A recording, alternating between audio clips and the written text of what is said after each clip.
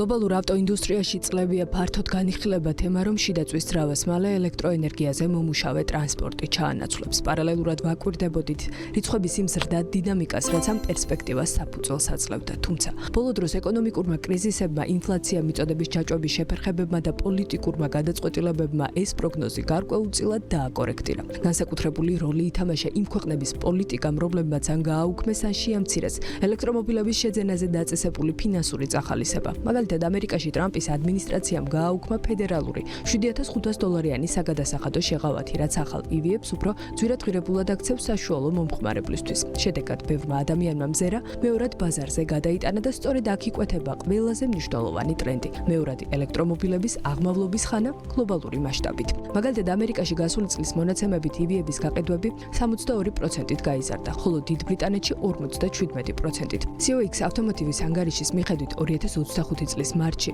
მეორადი ელექტრომობილების გაყიდვებმა 45%-ით გადაუსწრო წინა თვეს, წლიურმა ზრდამ კი 39%-ს მიაღწია. ამას ემატება ევროპის მაგალითები. ნიდერლანდებში, გერმანიასა და ნორვეგიაში მეორად ელექტრომობილებზე მოთხოვნა წლიდან წლამდე ორმაგდება, რაც მნიშვნელოვნად ცვლის სატრანსპორტო ბაზრის სტრუქტურას. მთავარი მიზეზი ამ ზრდის უკან ფასი და ხელმისაწვდომობაა. ბოლოდროინდელი ანალიზები აჩვენებს, რომ ზოგიერთი მოდელის ფასი 70-90%-ით კი შემცირდა. მაგალითად, Nissan Leaf, რომლის ახალი მოდელის ფასი $22,780 იყო, მეორად ბაზარზე უკვე $3,500 იშოვება. Kia Niro EV კი, რომლის საწყისი ფასი $45,000 იყო, დღეს დაახლოებით $12,000 ღირს. შესამჩნევი ტრენდია ასევე სხვა ბრენდების ლუქს მოდელების საგრძნობლად გაიაფება. ამავდროულად, ასეთი მოდელები ინარჩუნებენ ტექნოლოგიურ სტაბილურობას. ბატარეის საშუალო დიაპაზონი 200-დან 260 მილამდე შეადგენს, რაც ყოველდღიური საჭიროებისთვის საკმარისია. გარდა ფასისა, მომხმარებლისთვის განსაკუთრებით მიმზიდველია ის ფაქტი, რომ ბაზარზე ჩნდება უფრო მეტი მანქანა. ძირითადად ლიზინგიდან დაბრუნებული მოდელები, რომლებსაც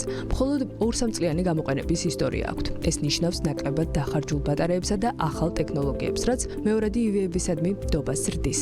ამავდროულად, ინფრასტრუქტურა, განსაკუთრებით დამტენების ქსელი, უამრავ ქვეყანაში ვითარდება, რაც მომხმარებლისთვის ელექტრომობილზე გადასვლას რეალურ ალტერნატივად აქცევს. რა თქმა უნდა, არსებობს გამოწვევებიც: ბატარეის მდგომარეობა, სერვისისა და დეტალების ხელმისაწვდომობა, ზოგიერთ რეგიონში დამტენების სიმცირე. ეს ყველაფერი ქმნის სირთულეებს, თუმცა ტრენდი აშკარაა. არაერთ ქვეყანაში ელექტრომობილებზე გადასვლა აღარ ითვლება მდიდრების პრივილეგიად. პირიქით, ეს ხდება ეკონომიკური არჩევანი მათთვის, ვინც ყურადღებით აკვირდება ხარჯებსა და გრძელვადიან სარგებელს. გამონაკლისი შემთხვევაა ისეთი მოდელები, რომლებიც აერთიანებენ დაბალ ფასს, მისაღებ დიაპაზონსა და ტექნოლოგიურ სიახლეებს. მაგალითად, Tesla Model 3 დაახლოებით $20,000 იყიდება მეორად ბაზარზე და კვლავ ინარჩუნებს სulis $264 მილიან დიაპაზონს. Hyundai Ioniq 5 და Volkswagen ID4 კი, რომლებიც დაახლოებით $21,000-დან $23,000-მდე დიაპაზონში იყიდება, მომხმარებელს მაღალ ეფექტიანობასა და თანამედროვე დიზაინს თავაზობს. მსოფლიოს მასშტაბით ბაზარზე დაკვირვება აჩვენებს, რომ მეორადი EV-ები უფრო სწრაფად იწევს პოპულარობას, ვიდრე ამას ბევრი ექსპერტი ელოდა. და თუ გავითვალისწინებთ, რომ 2026 წლისთვის ლიზინგიდან დაბრუნებული ელექტრომობილების რაოდენობა მნიშვნელოვნად გაიზრდება,